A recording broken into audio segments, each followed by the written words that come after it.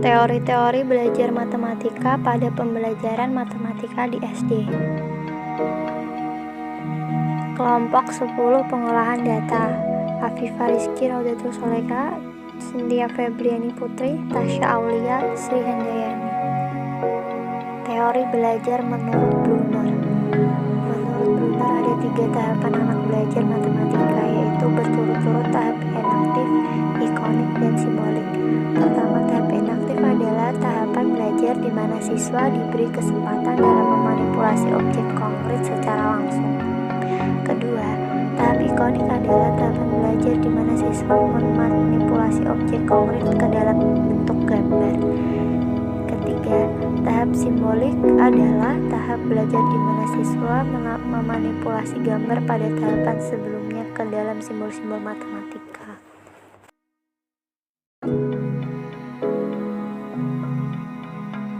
Teori belajar Dins. Menurut Dins, ada 6 tahap anak belajar matematika, yaitu secara berturut-turut tahap bermain bebas, permainan, penelaahan, kesamaan sifat, representasi, simbolisasi, dan tahap formalisasi. Pertama, permainan bebas merupakan tahap belajar konsep yang aktivitasnya tidak berstruktur dan tidak diarahkan.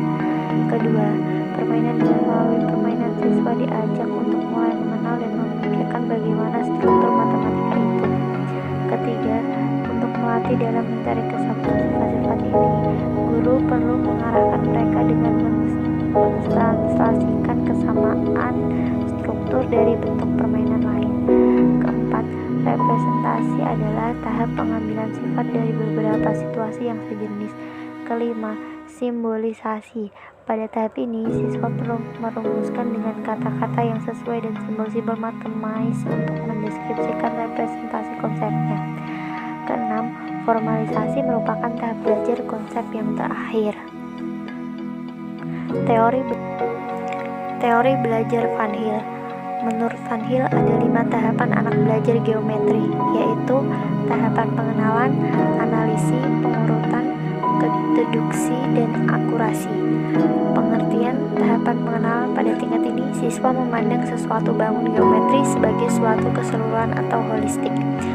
Kedua, tahap analisis atau deskriptif. Pada tingkat ini, siswa sudah mengenal bangun-bangun geometri berdasarkan ciri-ciri dari masing-masing bangun. Ketiga, tahap pengurutan. Pada tingkat ini, siswa sudah bisa memahami hubungan antar ciri yang satu dengan ciri yang lain pada sesuatu bangun.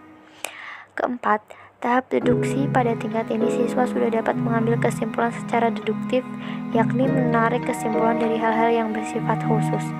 Dan terakhir, tahap akurasi. Pada tingkat ini, anak sudah memahami betapa pentingnya ketepatan dari prinsip-prinsip dasar yang melandasi suatu pembuktian.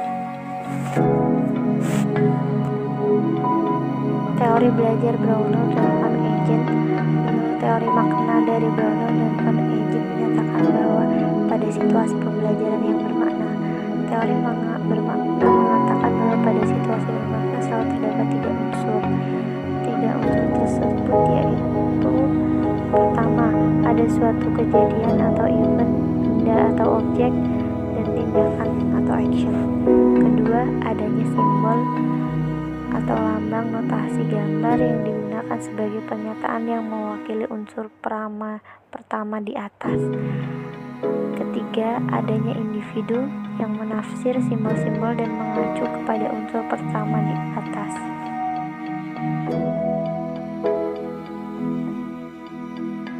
Teori belajar Jevna. Objek belajar matematika menurut Jevna bahwa dalam belajar matematika ada 2 objek, yaitu objek langsung belajar matematika dan objek tidak langsung dari pelajaran matematika. Objek langsung meliputi fakta, operasi, konsep, dan prinsip, sedangkan objek tidak langsung mencakup kemampuan menyelidiki, memecahkan masalah, disiplin diri, bersikap positif, dan tahu bagaimana semestinya belajar. Terdapat 8 tipe belajar matematika. Jevna telah menentukan dan membedakan 8 tipe belajar yang terurut kesukarannya dari yang sederhana sampai kepada yang kompleks. Pertama, belajar isyarat. Kedua, belajar stimulasi. ketiga rangkaian gerak, keempat rangkaian verbal, kelima belajar membedakan, keenam belajar konsep, 7 belajar aturan, dan 8 pemecahan masalah.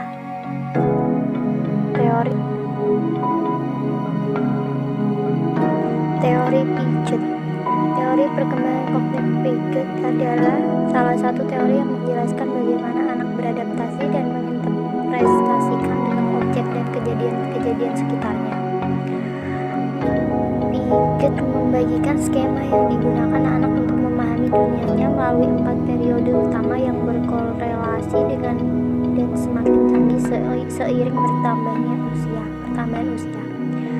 Periode sensorimotor, yaitu pada usia 0-2 tahun. Periode praoperasional, yaitu usia 2-7 tahun. Periode operasional konkret, usia 7-11 tahun. Dan periode operasional formal, usia 11 tahun sampai dewasa.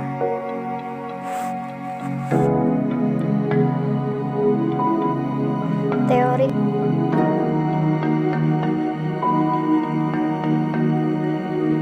belajar Ausubel.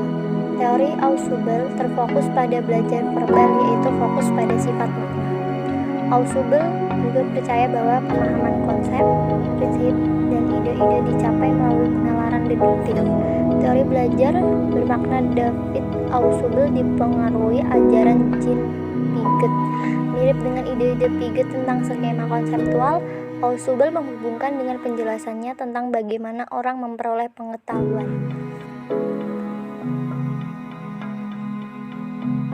Teori belajar Vygotsky. Vygotsky menekankan pada hakikat sosiokultur pembelajaran.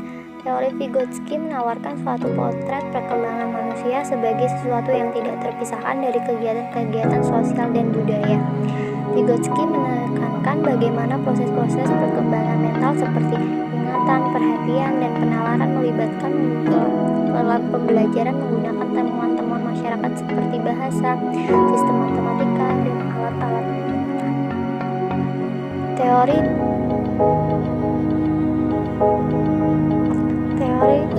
Thorndike. Teori belajar stimulus respon. Teori belajar menurut Thorndike, stimulus adalah apa yang merangsang terjadinya kegiatan belajar seperti pikiran, perasaan, atau hal-hal lain yang ditangkap melalui panca indera. Sedangkan respon adalah reaksi yang dihasilkan peserta didik ketika belajar yang dapat pula berupa pikiran, perasaan, gerakan, atau tindakan.